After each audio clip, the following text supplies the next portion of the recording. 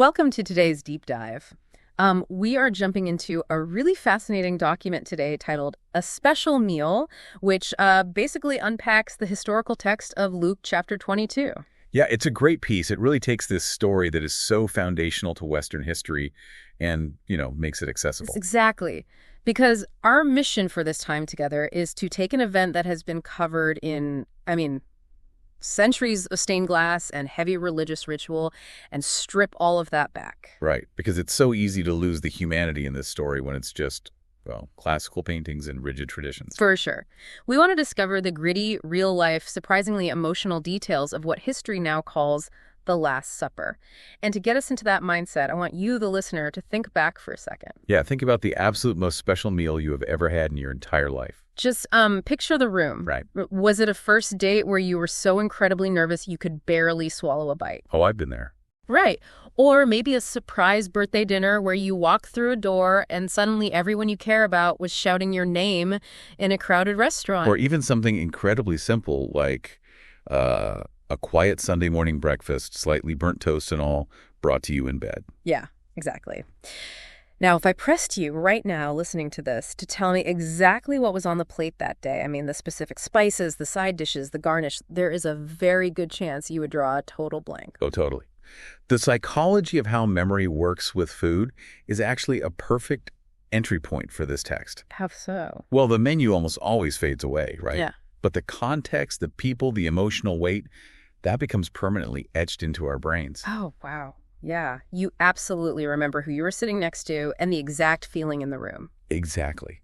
And that fundamental human experience is the engine driving the events in Luke 22. Which is so interesting because when we talk about this specific meal, the Last Supper, almost everyone instantly pictures Leonardo da Vinci's famous painting. The classic one, yeah. Right. You have the long table, the dramatic lighting, all the disciples perfectly arranged on one side of the table like they are posing for a panoramic photograph. Which, sitting exclusively on one side of the table is a great move for a Renaissance painter trying to capture everyone's facial expressions. But logistically, it is entirely historically inaccurate. Wait, really? They didn't sit like that? No, not at all.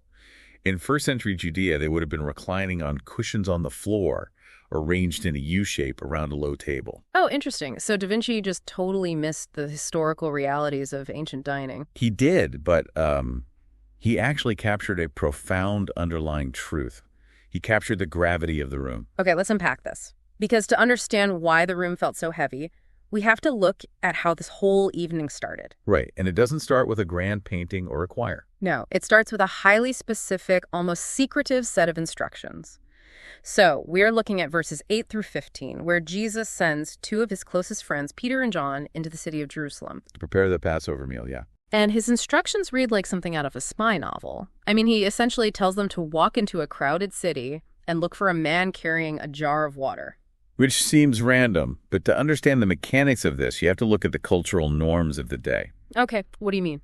Well, a man carrying a water jar in first century Jerusalem would have stood out like a sore thumb. Really? Why? Because drawing and carrying water from the public wells was almost exclusively the work of women. Oh, wow. Yeah.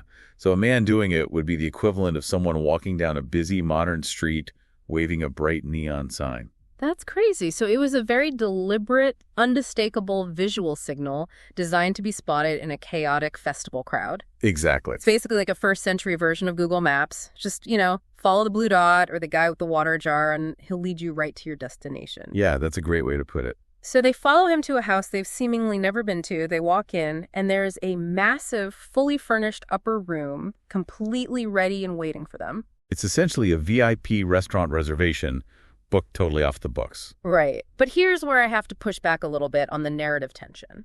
Okay, lay it on me. Why go through all this cloak and dagger preparation? Because when you look at the actual menu they were sitting down to eat, it was the exact same Passover meal they had eaten every single year of their lives. Yeah, the menu was incredibly rigid. This was a 1,500-year-old tradition. So they're eating what, roasted lamb? Roasted lamb, bitter herbs, unleavened bread, and drinking wine. And every single item on that table had a specific historical purpose. Like a sensory history lesson. Exactly. It was designed to remind the nation of Israel about their hasty, dramatic escape from slavery in Egypt. The bread was unleavened because they didn't have time to wait for yeast to rise when they fled. And the bitter herbs represented the bitterness of slavery. You got it. So they are eating the ancient equivalent of turkey and stuffing on Thanksgiving. You know exactly what it's going to taste like before you even take a bite. Right. It's not a radical new culinary experience. So why the meticulous preparation? I mean, why the secret signals and the pre-booked room just to eat the same roasted lamb they've always eaten? It feels like an immense amount of theatrical buildup for a completely standard holiday dinner. Well, you're touching on the exact tension that makes this text so compelling. The elaborate preparation wasn't about the food at all. It wasn't. No, it was about the security of the room. Jesus was a wanted man. Oh, right, because the religious authorities were actively hunting for a way to arrest him quietly, away from the festival crowd. Exactly. And Judas was already looking for an opportunity to betray him. So Jesus engineered this secret location because he needed uninterrupted time. Uninterrupted time for what? Well, the reason he needed that time is found in verse 15, which is perhaps one of the most vulnerable things Jesus ever says. What does he say? He looks at his friends and says, I have earnestly desired to eat this Passover with you before I suffer. Earnestly desired. That is intense language for just sitting down to dinner. It really is. And the original language there is fascinating. It's a Hebrew idiom translated into the Greek text that uses a doubled expression. A doubled expression? Like what? It literally translates to something like, with desire, I have desired. Oh, wow. Yeah, it doesn't just mean, I'm glad we could get together. It implies a deep, aching, almost physical anticipation. Because you have to think about the psychological state Jesus is in right then. Exactly. Yeah. He knows the cross is just hours away. Yeah. He knows this is the precipice of the most agonizing event in human history. And yet his primary focus in this moment isn't panic. He isn't frantically trying to escape. No. His focus is that he has been actively, desperately looking forward to sharing this specific, protected hour with his closest friends. And that shifts the entire perspective. It wasn't the food at all. It was the intense reality of the impending separation. It's a leader who deeply values human connection, pulling out all the stops, secret signals, hidden rooms, just to ensure this final, intimate moment wouldn't be interrupted by the chaos outside. Which sets the table for a deeply emotional farewell. The room is safe, the traditional centuries-old menu is served, and the emotional stakes are incredibly high. And that sets us up for the moment that changes everything. Right, because right in the middle of dinner, Jesus does something that completely rewrites a tradition that had been set in stone for generations. He does. We know that human psychology links food to context, right? Like we talked about with the special meals at the beginning. Yeah, the context is everything. I mean, a simple hot meal served to you after a devastating natural disaster is going to taste better and mean more than a Michelin-starred dinner. Oh, absolutely. Or eating absolute garbage food in a college cafeteria at 2 a.m. with your best friends. Exactly. It becomes a core memory entirely because of the context. And here's where it gets really interesting. Jesus essentially uses that psychological reality to hack an ancient tradition. Hacking the tradition. I like that. Yeah, he takes the bread and the wine, the exact same bread and wine they've been consuming for decades, and he assigns them a totally new meaning in real time. He really does. But how exactly does he pull that off? I mean, he doesn't invent a new religious ceremony. He just totally rebrands the old one. How does that work? He pulls it off by changing the direction of the symbols. So for 15 centuries, the Passover meal was a backward-looking telescope. The backward-looking telescope. Yeah, every element on the table was designed to point the Jewish people back to the Exodus, to their national deliverance from Egypt. So the broken bread was the bread of affliction from their time in slavery. Right, and the wine recalled the blood on the doorposts that saved them from the plague. It was a massive national historical monument. But Jesus takes that backward-looking telescope, turns it around, and points it directly at himself. Exactly. He picks up the bread, breaks it, and completely changes the script. He says, "This is my body, which is given for you." Wow. And then he takes the cup and says, "This cup that is poured out for you is the new covenant in my blood." The entire mechanism of this shift really hinges on two words, right? For you. Yes. He takes this massive national holiday and shrinks it down to a deeply personal sacrifice. But let's pause on that phrase, new covenant, because that is a heavy loaded term. It is a very weighty term, yeah. It's the kind of theological jargon you hear in religious spaces all the time, but, I mean, nobody really uses the word covenant at the grocery store. So, What is a covenant in the context of the ancient world, and why does he call it new? well, in the ancient Near East, a covenant wasn't just a casual promise, right? It was a legally binding treaty. Like a contract. Basically, it was a formal restructuring of a relationship, often between a king and his subjects, and it was almost always sealed with blood or a sacrifice. Okay, so the old covenant they were celebrating at Passover was the agreement made at Mount Sinai. Yeah, exactly. God rescuing the nation of Israel and giving them the law. So by holding up the cup and declaring a new covenant in my blood, Jesus is essentially saying that the old national treaty is being fulfilled and replaced. Yes, he is establishing a brand new binding relationship, not based on the blood of a Passover lamb from 1,500 years ago, but on his own impending sacrifice. Wow. So he is looking around the table at Peter, who, let's remember, is going to deny him in just a few hours. Yeah. He is looking at John, he is looking at Thomas, who will eventually doubt his resurrection. And he is telling them, this meal isn't about Egypt anymore. This new treaty is about me giving myself for you. And that is the profound so what for anyone listening to this deep dive, especially for you listening who might just be exploring faith or who maybe feel alienated by overly stiff, rigid religious environments. Because it wasn't meant to be that way. Not at all. The takeaway is that this meal was never meant to be a cold behavioral ritual. When Jesus rebranded the bread and the cup, he was establishing a tangible reminder of a deeply personal love. He didn't say, here's a new set of rules to make sure you behave. No, he said, here is a physical reminder of how far I am willing to go for you.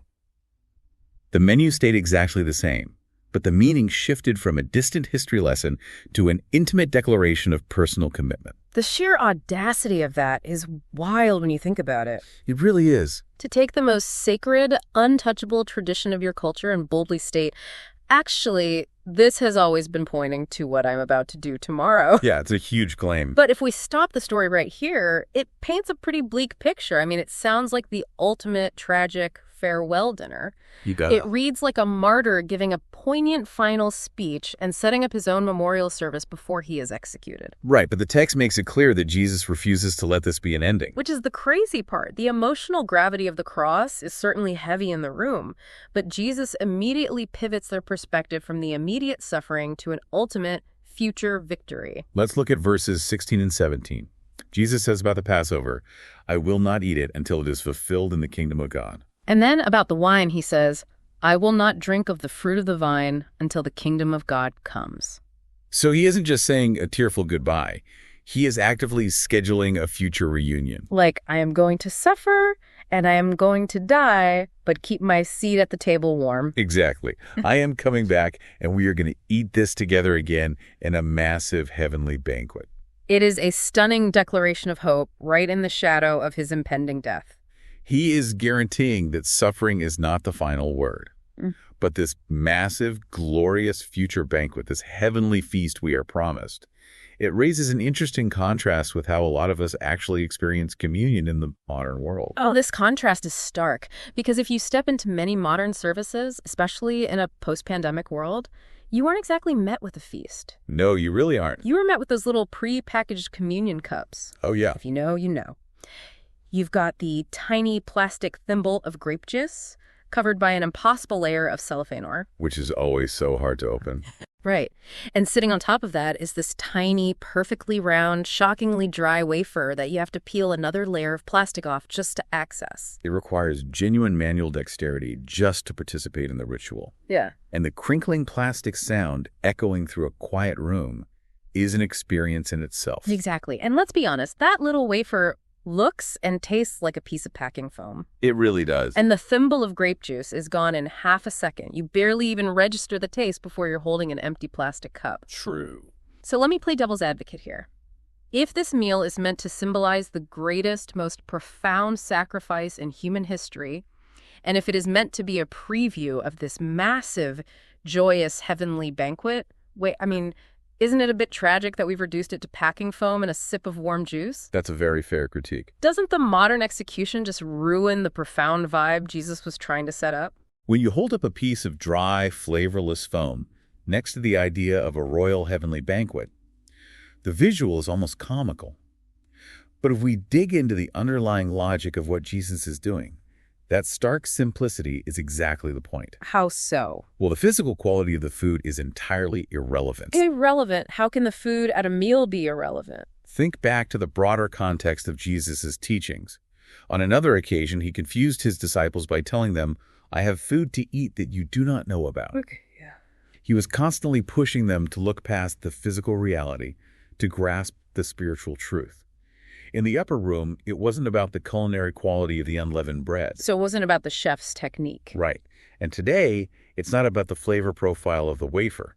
The bread in the cup, whether it's an artisan loaf baked that morning or a mass-produced piece of packing foam, are just placeholders. Explain the placeholder concept a bit more. Okay, think of it like a ticket stub for a major event. A ticket stub. Yeah, a ticket stub itself is just a cheap, flimsy piece of paper. It has absolutely no intrinsic value. It doesn't taste good. It can't keep you warm. It's virtually worthless on its own. Right. If you find it on the street, it's garbage. Exactly.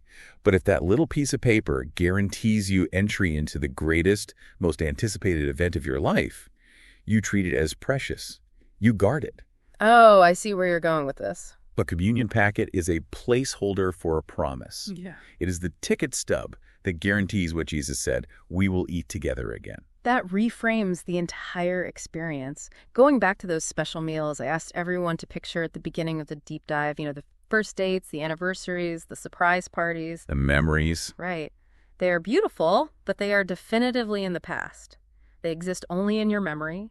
You can scroll through the photos on your phone, but you cannot eat that specific food again. Exactly. But what you are saying is that this meal communion is the exact opposite. It's a meal that actually belongs to the future. Yes. It is a foretaste. It is a tiny physical appetizer that points forward to a table where Jesus himself will welcome his people. That's incredible. And regardless of where you stand on your own spiritual journey, listening to this, the narrative power of that framework is undeniable. Absolutely. Jesus took the most universal human experience, eating a meal with friends, and turned it into an anchor of hope that would hold them steady through the darkest weekend of their lives. Let's pull all of these threads together. We started by looking at a meticulously prepared room, secured by following a guy with a water jar through the chaotic streets of Jerusalem. The first century Google Maps. Right.